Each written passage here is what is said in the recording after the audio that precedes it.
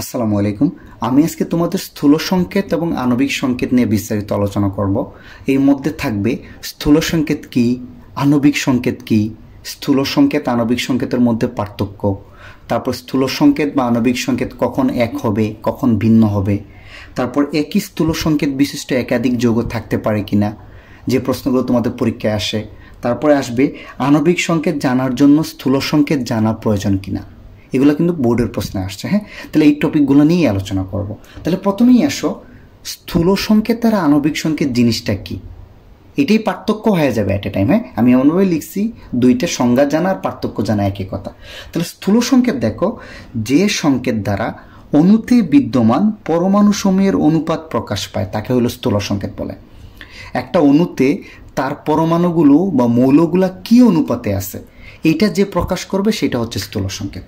আর আণবিক সংকেত হলো যে সংকেত দ্বারা অণুতে বিদ্যমান পরমাণু সমূহের প্রকৃত সংখ্যা প্রকাশ পায় তাকে হলো আণবিক সংকেত বলে। তাহলে আমি একটা এক্সাম্পল দিই, যেমন বলতে পারো বেনজিন।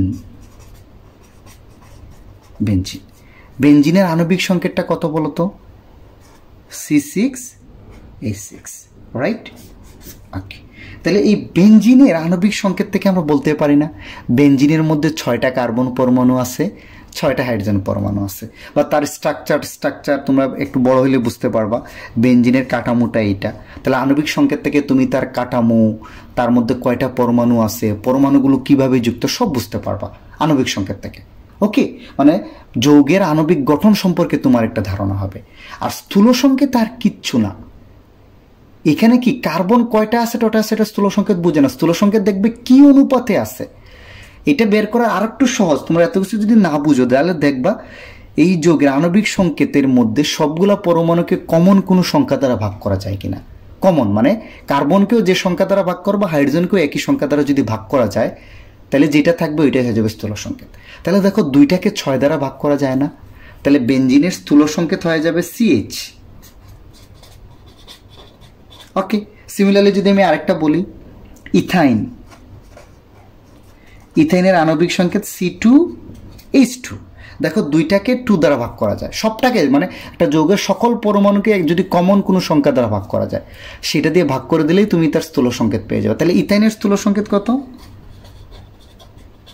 CH, তাই না? তাহলে স্থূল সংকেত দেখো আর কিচ্ছু না, কাল কি অনুপাতে আছে কার্বন আর হাইড্রোজেন কি অনুপাতে আছে সেটা প্রকাশ করে। রিয়েল মানে কয়টা রিয়েলি আছে ওইটা প্রকাশ করে না, প্রকৃত সংখ্যা প্রকাশ করে না।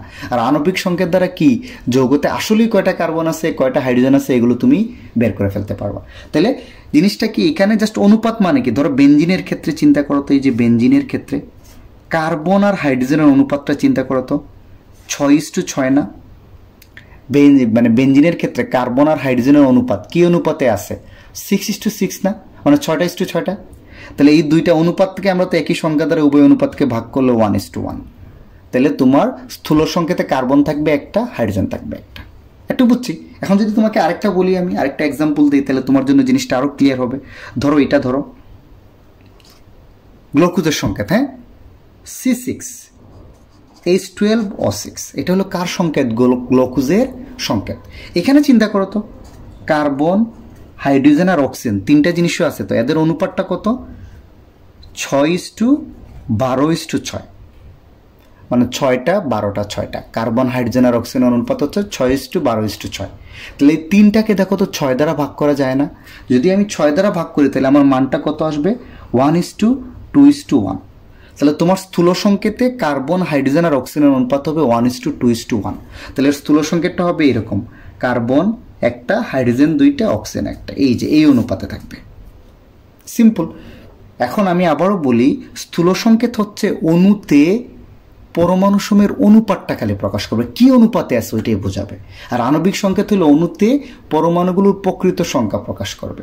এটা গেল একটা। আর আণবিক সংকেত থেকে স্থূল সংকেত আসা খুবই সোজা। তুমি দেখবা কমন কোনো সংখ্যা দ্বারা সবটাকে ভাগ করা যায় কিনা, একই সংখ্যা দ্বারা সবটাকে। দেখো এটাকে 6 দ্বারা ভাগ করা যায়, তাহলে এটার স্থূল সংকেত হবে CH। এটাকে 2 দ্বারা ভাগ করা যায়, এটার স্থূল সংকেত CH। এটার ক্ষেত্রে দেখো সবটাকে 6 দ্বারা ভাগ করা যায়, তাহলে এটার স্থূল সংকেত হবে CH2O। ডান, এটা গেল একটা। তারপরে আসো স্থূল সংকেত কি তাহলে অন্য কিছু প্রকাশ করে? আর কিচ্ছু প্রকাশ করে না। স্থূল সংকেত দিয়ে তুমি বুঝতে পারবা একটা যৌগে কি কি মৌল আছে বা কি কি মৌল দ্বারা যৌগটা গঠিত, আর কিছু তুমি বুঝতে পারবা না। তাহলে শুধুমাত্র কি কি মৌল দ্বারা যৌগটি গঠিত তা প্রকাশ করে হলে স্থূল সংকেত। কি কি মৌল, যেমন এই যে বেনজিনের স্থূল সংকেত CH দ্বারা আমরা বুঝতে পারি বেনজিন কার্বন আর হাইড্রোজেন দ্বারা গঠিত, বাট কয়টা আছে এটা আমরা বুঝতে পারবো না। আর আণবিক সংকেত দ্বারা কি যৌগের আণবিক গঠন প্রকাশ করে। আণবিক গঠন মানে কি, তার মধ্যে কয়টা পরমাণু আছে, রিয়েলি পরমাণুগুলো কিভাবে যুক্ত, সব ধারণাই তোমরা পেয়ে যাবা। ওকে, এখন আসো কখন যৌগের স্থূল সংকেত আর আণবিক সংকেত একই হবে। ওকে, কখন যৌগের স্থূল সংকেত আর আণবিক সংকেত একই হবে। যেমন ধরো পানির কিন্তু কি স্থূল সংকেত আর আণবিক সংকেত একই। স্থূল সংকেতও যা, আণবিক সংকেতও তা। কেন বলো তো? দেখো, পানির হাইড্রোজেন আর অক্সিজেনকে কমন কোনো সংখ্যা দ্বারা তুমি ভাগ করতে পারবা না। এমন কোনো সংখ্যা নাই যেটাতে হাইড্রোজেন আর অক্সিজেনকে ভাগ করতে পারবা। এই কারণে পানির স্থূল সংকেত আর আণবিক সংকেত একই।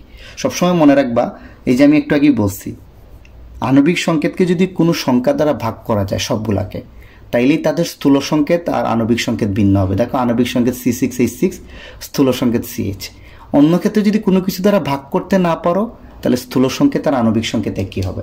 আরও বলি তোমাকে, HCl ভাগ করার তো প্রশ্নই উঠে না, স্থূল সংকেত আণবিক সংকেত একই, একটা। সিমিলারলি যদি বলি H2SO4, তিনটাকেই কোনো সংখ্যা দ্বারা ভাগ করা যায় না, যায় না। এই কারণে আণবিক সংকেত আর স্থূল সংকেত সালফিউরিক অ্যাসিডের একই হবে। আণবিক সংকেত H2SO4, স্থূল সংকেত H2SO4। আর কখন ভিন্ন হবে? যখন কমন কোনো সংখ্যা দ্বারা ভাগ করতে পারবা। ওকে, তাহলে স্থূল সংকেত হলো শুধু অনুপাত প্রকাশ করবে আর কি কি মৌল দ্বারা যৌগটা গঠিত। ওকে, আর আণবিক সংকেত হলো প্রকৃত সংখ্যা আর যৌগের আণবিক গঠন প্রকাশ করবে।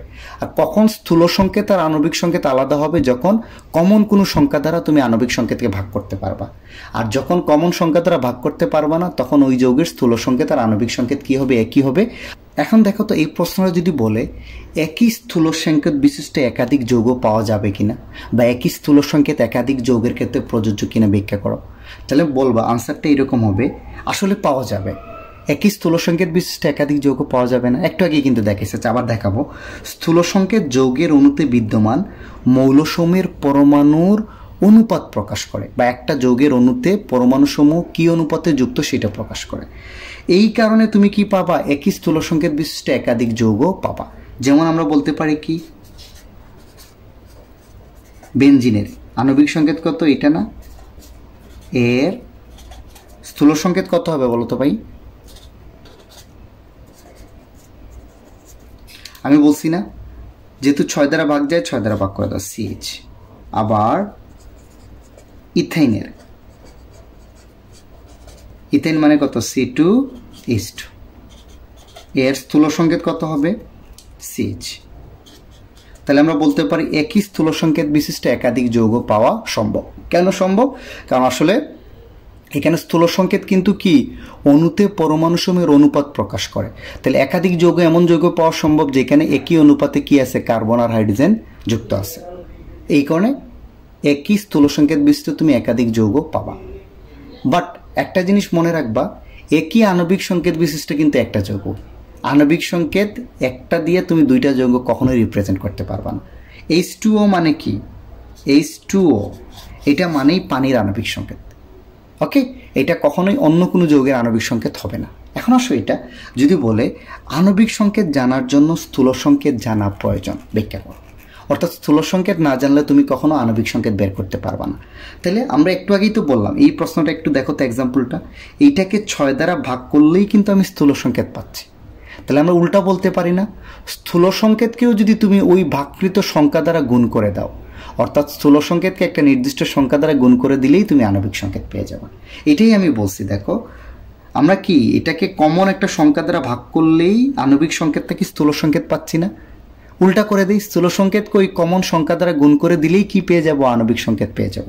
এটাই লিখছি। দেখো, কোনো যৌগের আণবিক সংকেত হলো যৌগটির স্থূল সংকেতের সরল গুণিত। অর্থাৎ স্থূল সংকেতের একটা নির্দিষ্ট গুণ হবে, একে কয়েক গুণ, 2 গুণ, 3 গুণ, মানে যে সংখ্যাটা হবে একে কমন, এত গুণ স্থূল সংকেতের এত গুণ হবেই তোমার আণবিক সংকেত। তাইলে অর্থাৎ স্থূল সংকেতের সকল পরমাণুকে ওই সংখ্যা দিয়ে গুণ করলেই তুমি যৌগের আণবিক সংকেত পেয়ে যাবে। এই কারণেই আমরা লিখি, কিন্তু দেখবা যে আমরা লিখি বলবা যে অর্থাৎ আণবিক সংকেত ইজ ইকুয়াল টু কত, স্থূল সংকেত ইন্টু এন, অর্থাৎ স্থূল সংকেতের এন গুণটাই হবে আণবিক সংকেত। স্থূল সংকেতের প্রত্যেকটা পরমাণুকে যদি তুমি এন দ্বারা গুণ করে দাও তাহলে তুমি তার আণবিক সংকেত পেয়ে যাবে। আর এই এনটা মনে আছে তো, আমরা বিভিন্ন অঙ্কে করছি স্থূল সংকেত আর আণবিক সংকেতের নির্ণয়। এনটা হচ্ছে কি আণবিক ভর, মানে যৌগের আণবিক ভর বাই কি স্থূল সংকেতের আণবিক ভর। স্থূল সংকেতের ভর আণবিক ভর বলার দরকার নেই, ডান।